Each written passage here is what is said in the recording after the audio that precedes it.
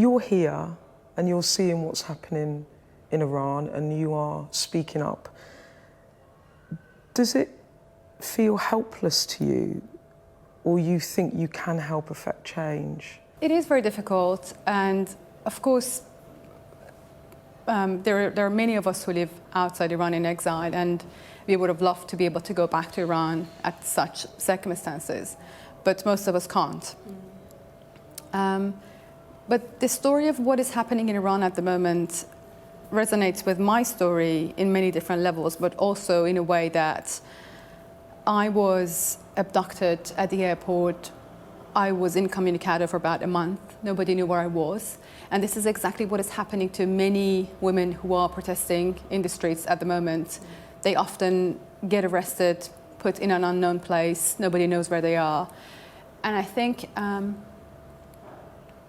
what happened to Mahsa Amini showed the brutality of the police force in Iran, in a way. But then if we step back, I just want to mention that the issue of hijab in Iran is not a religious matter. It is a political matter that leads directly to the sovereignty of the Iranian regime. So Iranian government has been systematically repressing Iranian women, and this whole system of repression is the main tool they have. You were put into solitary confinement for many, many weeks. And you talked about being broken, emotional, how the regime break people emotionally. Can you explain a bit more, if you're comfortable, about what you mean by that, what that experience is? I was in solitary confinement for 9 months, which compared to some other people is actually nothing. So when I was in Evin, when I was in the general ward, we had Nilufar Bayani, who was one of the conservationists. She was one of the 8 people who were arrested in 2018 on the charges of spying for the Iranian regime. She had been in solitary for 23 months, throughout which she had gone through 1,200 hours of interrogation. And if you think about any confession coming out of that, is there any value on that? Like, if you break people to the point that they are emotionally tortured, anything coming out of that is not valuable. It's not real. It's not real. I guess, though, for you, there's been dozens of people reportedly murdered. There's been hundreds of arrests.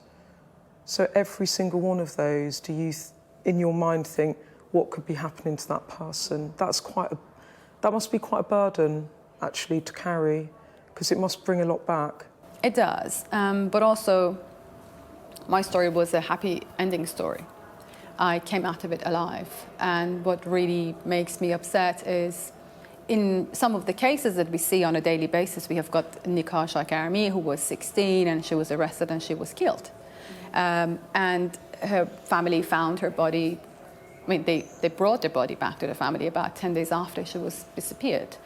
So in many of the cases, they do not actually come back alive. And I think the world cannot turn a blind eye. This is just not acceptable. With Liz Truss, I mean, she is now the Prime Minister. You know her personally. I mean, she helped secure your release. Yeah. What's happening in Iran now? Is that something you feel you could or should raise with her? Well, when we met, when I came back, we talked about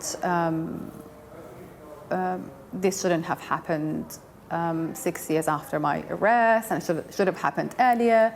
And then she promised that she will be in touch with the Canadian counterparts in terms of putting an end to the Iranian hostage-taking diplomacy. So she did make that promise. So what I was expecting was Liz Truss to condemn what is happening in Iran. But I think what we saw was a statement from the Ministry of Foreign Affairs and not Liz Truss, not the Prime Minister. So you want her to actually be more robust in this? Given what she has gone through, and she knows what is happening in Iran, she has just secured the release of Mia and Anusha. Yeah. So she is very much aware of what is happening in the country. Condemning what is happening in the country, in Iran, and issuing a statement is not enough, but it's a good gesture. But that is not enough in a way because countries have got their own agenda.